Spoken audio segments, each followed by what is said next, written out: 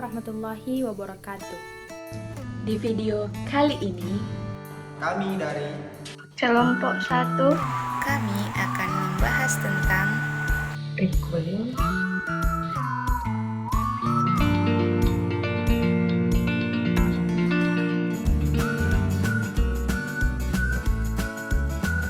latar belakang dari pre-cooling, Apa itu pre-cooling?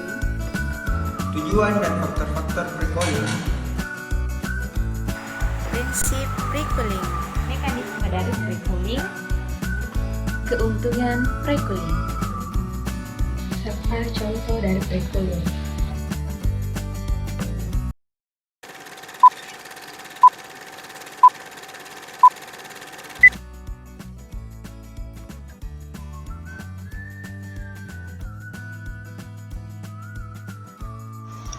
Baik, terima kasih. Latar belakang dari pre-cooling ini yaitu pada saat pasca panen. Pasca panen menjadi sangat penting karena pada saat itu resiko kehilangan zat aktif cukup tinggi, maka dibutuhkan penanganan yang sangat baik. Pasca panen menjadi sangat penting karena dapat sebagai penghubung antara budidaya pertanian yang baik atau GAP hingga pada pengolahan hasil yang baik atau BMP. Salah satu dari kegiatan ini yaitu pre-cooling. Pre-cooling bertujuan agar bahan pangan tidak mudah layu dan rusak. Terima kasih.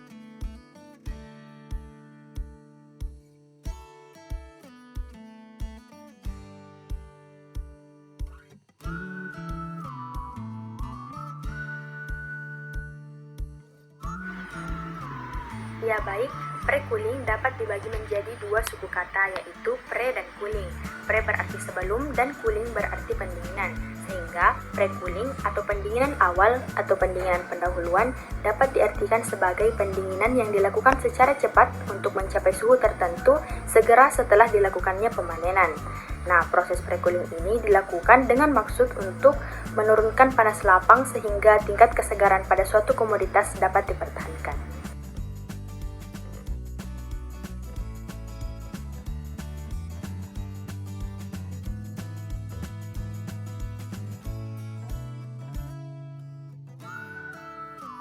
Di sini saya akan menjelaskan tentang tujuan pre-cooling.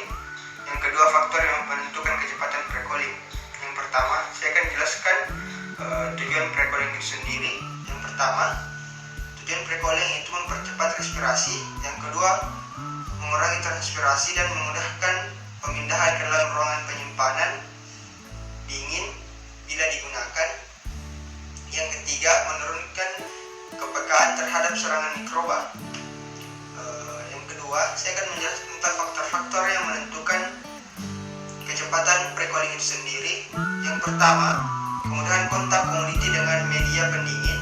Yang kedua, perbedaan suhu antar komoditi dan media pendingin. Yang ketiga, kecepatan aliran media pendingin.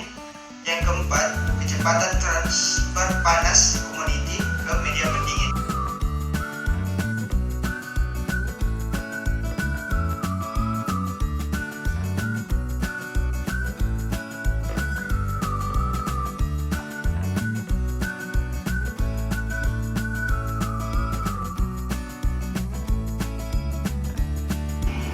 Baik, terima kasih. Saya akan menjelaskan mengenai prinsip pre-cooling. Seperti yang menjelaskan teman saya sebelumnya, pre-cooling atau pendinginan awal merupakan proses pendinginan cepat untuk menurunkan panas lapang sebelum bahan pangan mengalami penyimpanan.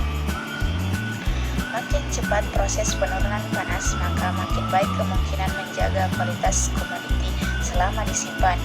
Pendinginan awal dapat dilakukan dengan berbagai cara, namun umumnya dengan prinsip yang sama, yaitu dengan memindahkan dengan cepat panas dari suatu komoditi ke suatu media pendingin seperti udara, air, atau es. Waktu yang diperlukan sangat bervariasi, kurang lebih dari 30 menit, tetapi mungkin pula lebih dari 24 jam.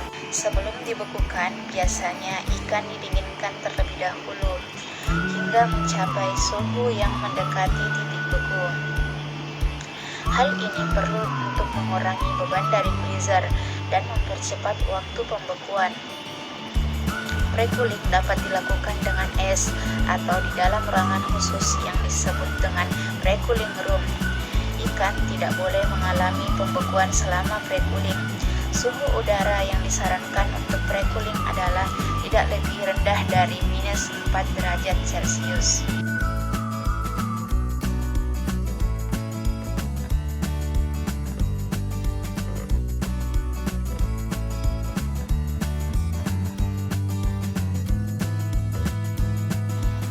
Pada pre-cooling terdapat dua mekanisme perpindahan panas yang biasa digunakan. Yang pertama adalah konduksi dan yang kedua adalah konveksi. Di mana konduksi itu sendiri merupakan suatu perpindahan panas yang terjadi pada partikel yang berenergi tinggi ke partikel yang berenergi rendah pada kondisi statis atau tidak bergerak. Sebagai contoh, pada metode room cooling atau pendinginan ruang, di mana produk pasca panen yang masih bersuhu lapangan atau bersuhu tinggi dimasukkan ke dalam ruang yang bersuhu rendah sehingga akan dihasilkan produk dengan suhu rendah pula. Berbeda dengan konduksi, pada konveksi perpindahan panas yang terjadi akan bergerak. Sebagai contoh pada metode hydrocooling, di mana pada metode ini produk pasca panen dialiri atau dihujani dengan air yang bersuhu rendah sehingga akan dihasilkan produk dengan suhu yang rendah pula.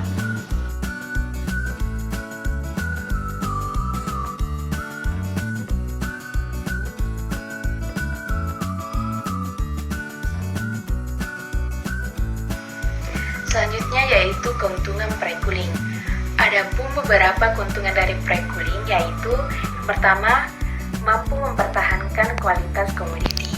Yang kedua, mampu meminimalisasi beban refrigerasi yang dimana refrigerasi ini suatu sistem yang dapat menurunkan suhu di bawah suhu lingkungan.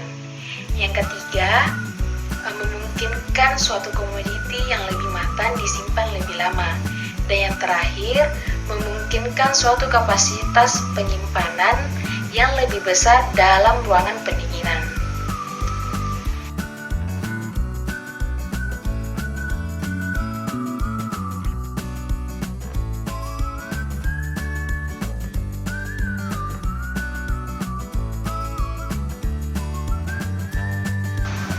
Baik, di sini saya akan membahas tentang contoh dari pre-cooling. Nah, selain dilakukan untuk mempertahankan kesegaran bahan pangan, pre-cooling ini dilakukan untuk menurunkan suhu segera mungkin setelah proses pemanenan dan sebagai pengganti suhu rendah yang tidak ditemukan buah saat masih di pohon. Contoh yang saya ambil di sini yaitu pre-cooling pada buah apel.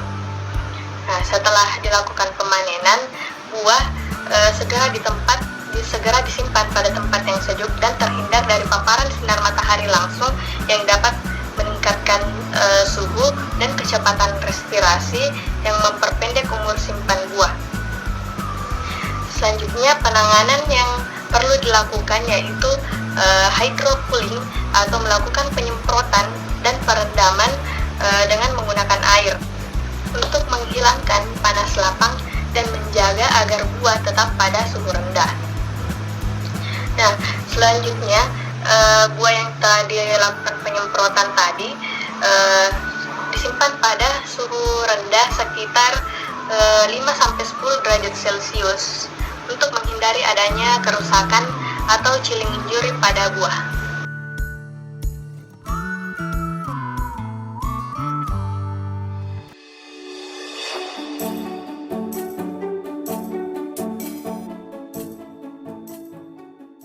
When produce is harvested in the fields, it's hot. Hot from the sun and from just growing naturally.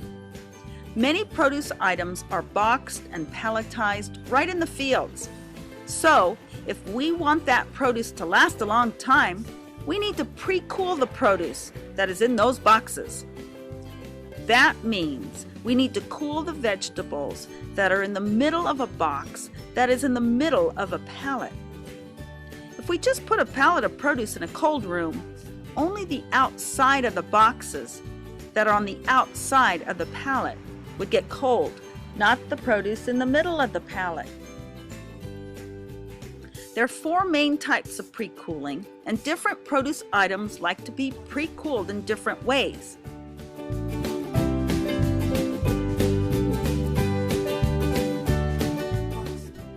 Forced air cooling is where cold air is forced through those big holes in the wall.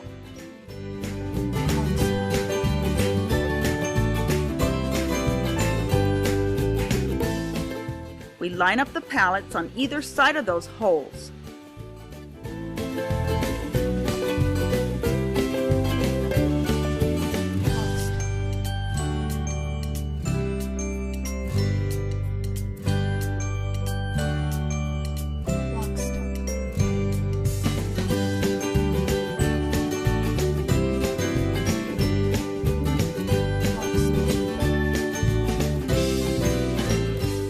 Then we cover the top and back of the pallets.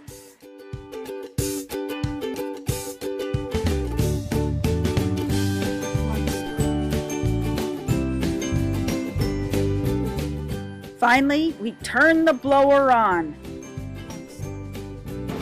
Wow!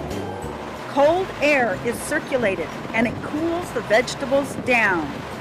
Napa cabbage is very dense and it takes 4 to 5 hours to force air cool.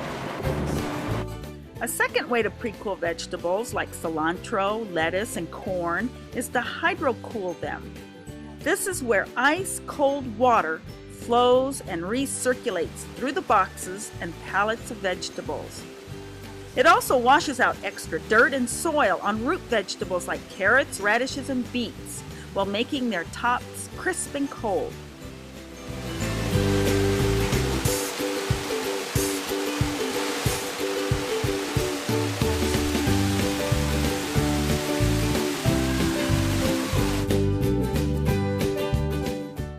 Vacuum cooling creates a vacuum inside a vacuum tube and sucks out all the heat.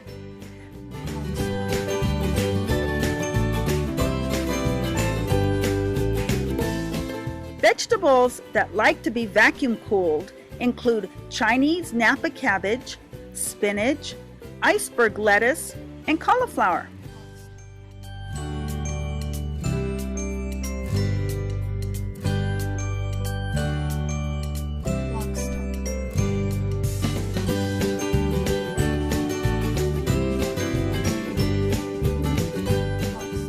It only takes Napa cabbage about 45 minutes to cool down when we vacuum cool it versus the 4 to 5 hours when we force air cool it. Vacuum cooling is a lot more energy efficient than forced air cooling.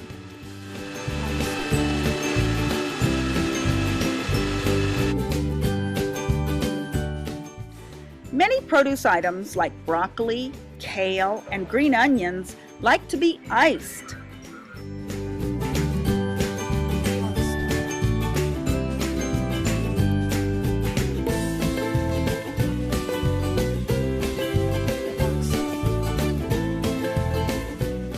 Here at the Pismo Oceano Vegetable Exchange, pallets of broccoli are put into an ice machine.